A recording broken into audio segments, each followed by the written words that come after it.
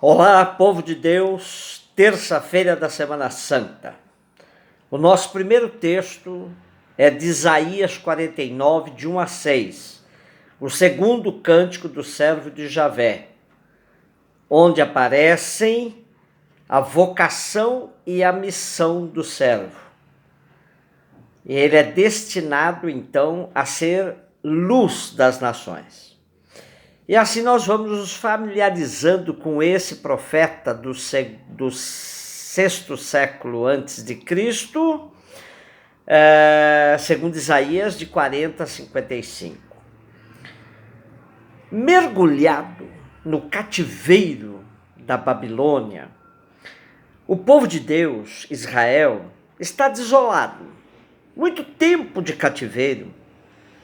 E tinha dificuldades de acreditar nas mensagens positivas do segundo Isaías. O cativeiro acabou, o pecado já foi pago. Não era tão simples acreditar nisso. Então, enumero algumas tarefas que o profeta tem frente a essa situação. Primeiro, enfrentar as dúvidas e descrenças de Israel, do povo do cativeiro. Enfrentar também os desafios da religião babilônica, cheia de ídolos. Apresentar com detalhes a boa nova do novo êxodo, que agora é um retorno à terra e só alegria. E apresentar ainda a boa nova da criação.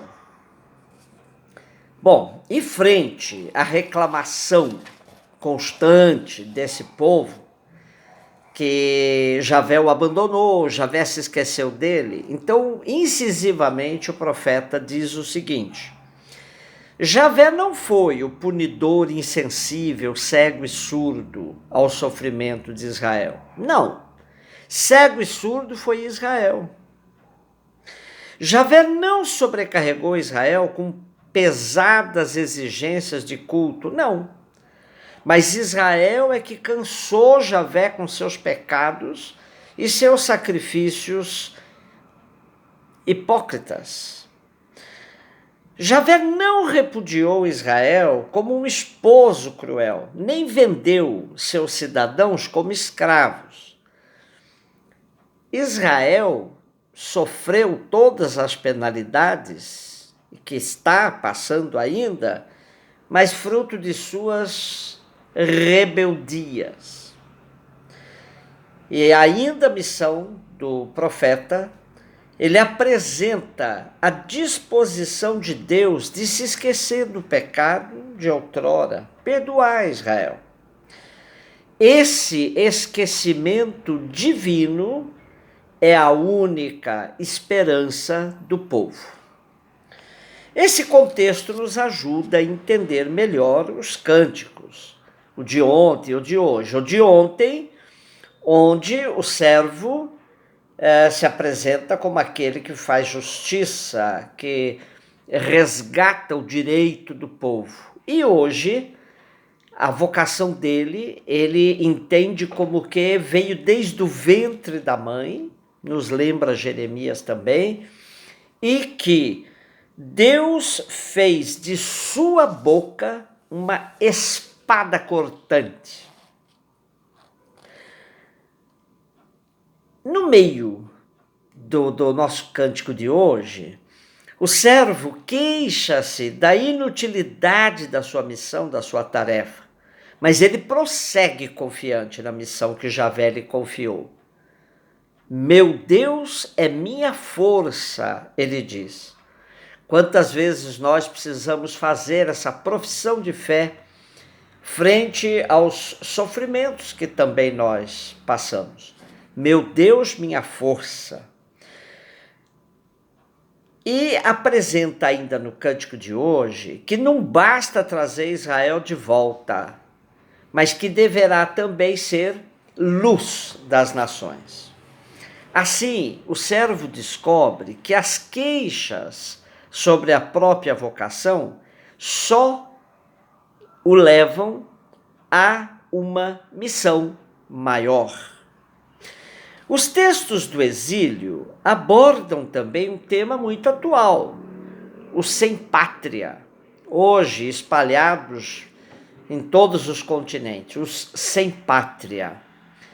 E nós podemos usar também como metáfora para nós. Vivemos na nossa pátria um verdadeiro exílio, frente aos desmandos, aos desgovernos.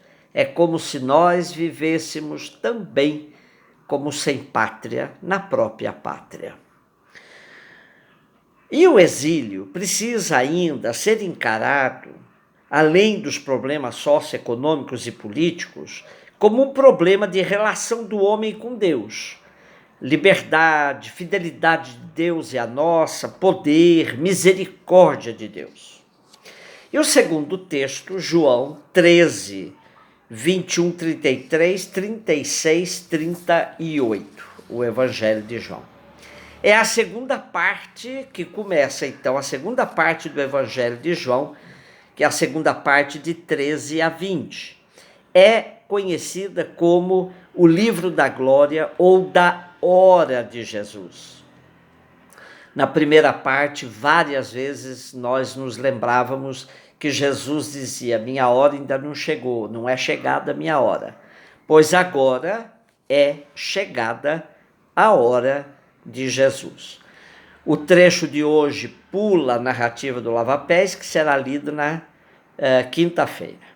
Então, é chegada a hora. Essa hora que estava para chegar e que agora chegou, no Evangelho de João, é a hora da crucificação, que é também da glorificação de Jesus.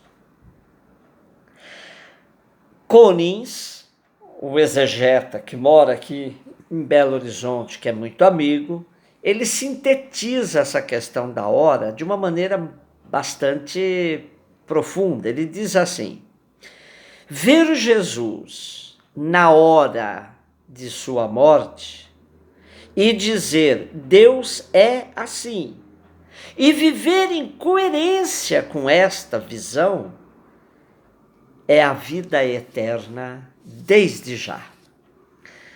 Bom, outros destaques ainda do nosso texto, pegando mais hoje, essa segunda parte do Evangelho, nela somem os personagens da primeira parte: Nicodemos, Lázaro, Marta, Maria, a samaritana, o centurião, somem. Agora, então, começa uma parte que é Jesus, os 12, e aí aparece o misterioso discípulo amado. Bom, no texto de hoje, depois da narrativa do lava-pés, aparece uma interrupção brusca e Jesus se perturba e anuncia a traição de Judas. A comunidade de João é a que mais fala de Judas e o chama de discípulo sempre. Será que essa realidade da traição era bastante presente na comunidade do discípulo amado? Bom, o outro trechinho que é pulado hoje é que depois que Judas sai e Jesus fala de sua glorificação, dá o mandamento novo do amor e avisa da sua despedida. Ao que Pedro reage dizendo: não, para onde o senhor for, eu vou também. Porque Jesus dizia: para onde eu vou, vocês não irão agora. Mas Pedro, incisivamente. E aí Jesus quebra, essa convicção de Pedro, dizendo assim: em verdade te digo, não cantará o galo antes que me tenhas negado 3 vezes. Sobre a questão do galo, eu recorro ao Gruen outra vez. O Gruen diz assim: e essa história do galo na paixão de Jesus? Será que tem algum simbolismo especial? Parece que sim. Seu canto marca o início do novo dia. Segundo Marcos, Mateus e Lucas, o canto do galo fez com que Pedro, depois de ter negado Jesus, caísse em si e chorasse arrependido, o que não aparece em João. Também hoje, de vez em quando, o galo canta. Será que percebemos que é um convite à conversão? Está aí, então, o desafio do Gruen. Eu queria só concluir dizendo o seguinte: será que não há em nós um pouco de Judas, com as nossas sombras, ambiguidades, traições, falta de coerência? Será que não há em nós um pouco de Pedro, uma falta de fidelidade nas horas mais precisas, ou falta de compromisso no seguimento de Jesus? Então fiquemos com essas provocações. Um beijo no seu coração.